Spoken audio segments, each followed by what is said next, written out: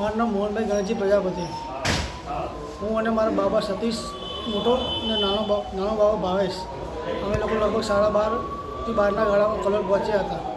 રૂપાજી રાજના સાઈડ ઉપર. સાઈડનું નામ છે હિમાલય ને વેગમુંડ.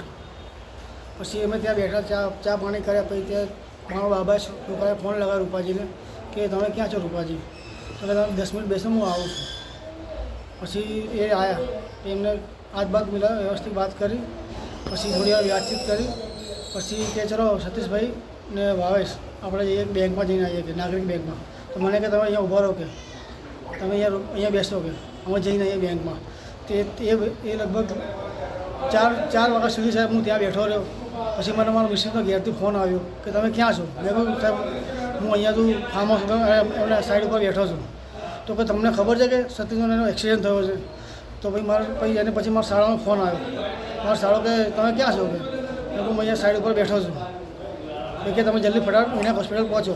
તો સાહેબ હું દોડતો ત્યાં સાધન કંઈ મને મળ્યું નહીં, પણ એક ભાઈ બચ્ચા લીપ આપી મને. પછી વાયા હું પહોંચ્યો અહીંયા. એટલે બંને છોકરાઓ મારા બે હાલતમાં હતા સાહેબ. એકદમ મારઝૂડ કરેલી હતી અને પાટા પીંડી હતી. પછી એમને કંઈ કીધું કોણે માર્યા છે, શું છે? હા, એમને એટલું કીધું કે એમને ફાર્મ હાઉસ ઉપર લઈને, જૂના ફાર્મ હાઉસ, કાકાના ફાર્મ હાઉસ લઈને પછી તેમાં એમને માર્યા છે. 25-30 જણ હતા. કે પહેલાં એને ડાયરેક્ટ એમ જ પૂછ્યું કે બોલ અમે તાર શું કરો, શું છે બોલ, કે હકીકત કે કોણે માર્યા? હા, કોણે માર્યા? ટોળું હતું સાહેબ બધું. એ હા, અંદર બેન માણસ કોણ હતો? મેન માણસ તો રૂપાજી હતા. રૂપાજીને જીમી હતો, જાડિયો ફરકો એ હતો. એમની ગાડીમાં જ લઈ ગયા એ લોકો. એને રૂપાજી પર મારા બાબા એટલું બી કીધું કે આપણે આ બહુ ક્યાં જઈએ છીએ? કે તો કે છોકરા માથાકૂટ કરી છે ત્યાં જઈએ છીએ, કે એમ કરીને ત્યાં લઈ ગયા.